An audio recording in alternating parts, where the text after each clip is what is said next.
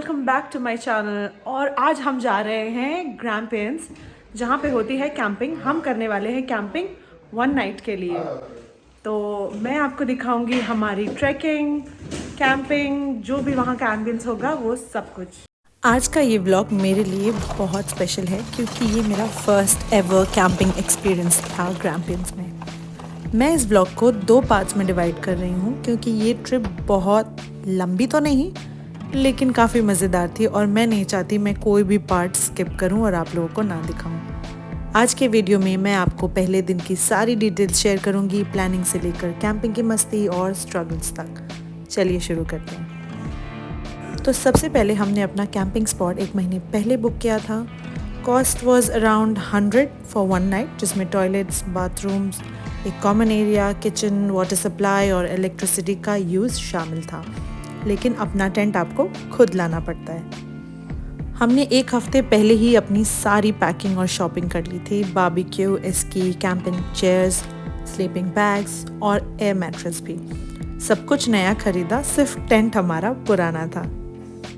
Melbourne to ग्रैम्पियंस की जो ride थी वो थी पूरे 3 घंटे की। तो हमने लिया एक छोटा सा ब्रेक और किया हमने वहाँ ब्रेकफास्ट। हम हाफ वे पहुँचे ही थे और अर्शी को आ गई नींद क्योंकि अर्शी कर रही थी प्रिपरेशन लास्ट नाइट हमारी लंच और डिनर के लिए। फिर हम पहुँच गए हमारे डेस्टिनेशन ग्रैम्पियंस। कैंप सेटअप के पहले हमने की एक छोटी सी हाइक और हम पहुँचे द बालकनी, जो कि वहाँ का एक बहुत ही फेमस व्यू पॉइंट है। एंड फाइनली हम पहुँच गए ग्रैम्पियंस। ऐसा लग रहा है कुछ दिन पहले ही तो हम लोग बात कर रहे थे इस बारे में कि हमें ग्रैम्पियंस जाना है और हमने सोचा था हम 3-4 ट्रेल करेंगे, उसके बाद ग्रैम्पियंस के लिए रेडी होंगे, लेकिन हमने कोई ट्रेल नहीं किया है टू बी ऑनेस्ट। उसके बाद ये हमारा सीधा उस फर्स्ट ट्रेल जो हमने वुडलैंड्स हिस्टोरिकल पार्क में किया था, उसके बाद सीधा हम पहुंच गए ग्रैम्पियंस के लिए। हमने हमारी हाइकिंग स्टार्ट ही करी थी कि बारिश हो गई शुरू और हम आगे डेस्टिनेशन तक तो पहुंचे, लेकिन उस व्यू पॉइंट से हमें देखने को कुछ भी नहीं मिला। वाइल रिटर्निंग हमें मिला ये बहुत ही खूबसूरत सा स्पॉट, तो हमने खिंचाई यहाँ पे कुछ फोटोज़।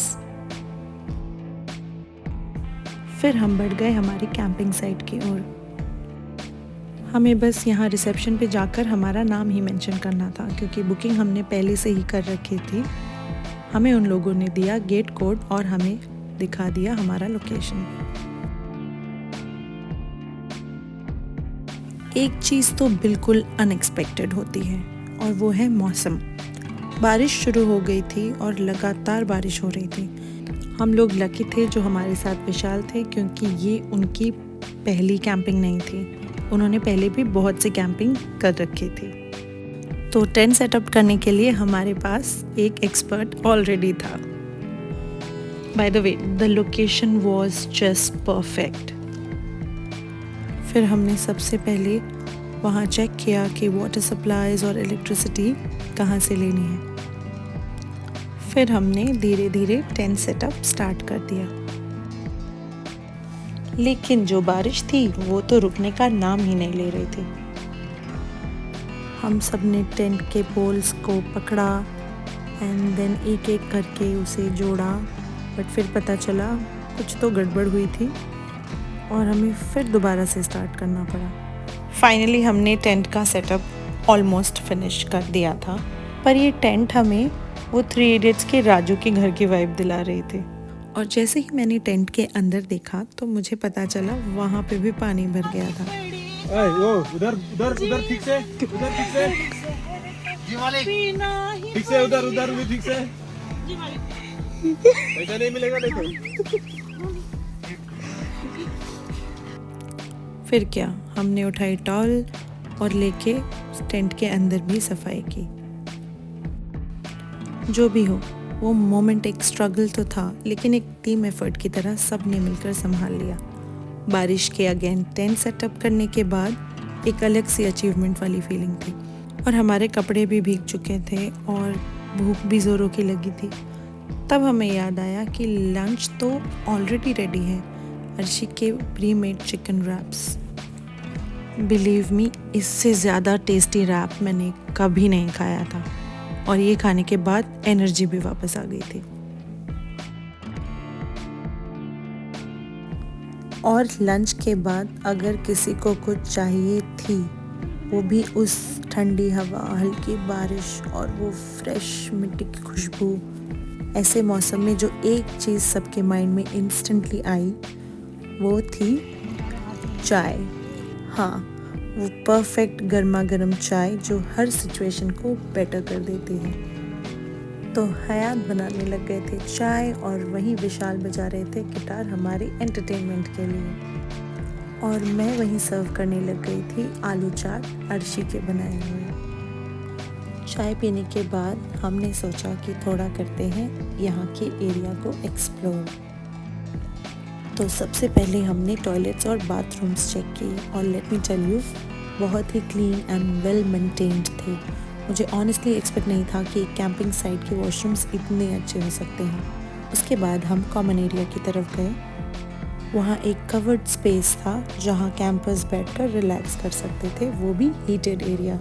तो हमने हमारे भीगे कपड़े इस ड्रायर पे डाला सुखाने के लिए, जो था चार्जेबल। $4 में आपको मिलेंगे 20 मिनट्स। यहाँ किचन में भी बहुत सारी एमिनिटीज़ मौजूद थी। फिर हम नेचर के थोड़ा और करीब जाने के लिए कैंप साइट के आसपास घूमने लगे। सब जगह ग्रीनरी थी और वो फ्रेश एयर। थोड़ी देर तक हम बस उस एनवायरनमेंट को सोख ही कर रहे थे और तब हमें एकदम से दिखे ढेर सारे कैंगरूज। ये लोग वहाँ आराम से अपने अपने छोटे जोइस के साथ घूम रहे थे। पहले तो थोड़ा डर लगा, लेकिन जब देखा कि वो बिल्कुल पीसफुल है तो हम उनके और थोड़ा करीब चले गए, सेफ डिस्टेंस पर। ऑब्वियसली उनका नेचुरल बिहेवियर देखना एक अलग ही एक्सपीरियंस था। और फिर मैंने सोचा अर्शी के साथ करती हूँ एक छोटा सा प्रैंक।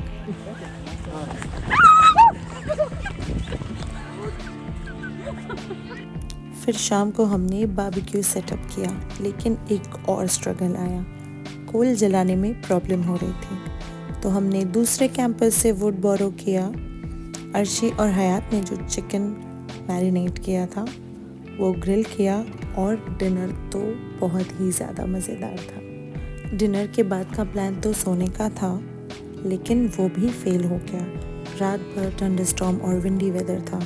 लग रहा था जैसे टेंट ही ना उड़ जाए। लिटरली एक सेकंड भी सो नहीं पाए हम लोग। वो एक एक्सपीरियंस था जो कभी नहीं भूलेंगे हम लोग। सुबह कैसी निकली और क्या क्या हुआ वो मैं अपनी नेक्स्ट ब्लॉग में शेयर करूँगी। एक सरप्राइज़ था जो आपको बिलीव नहीं होगा। So stay tuned for part 2 of this adventure. अगर आपको ये वीडियो पसंद आया हो तो लाइक और सब्सक्राइब ज़रूर करें। मिलते हैं अगली वीडियो में। Till then, bye.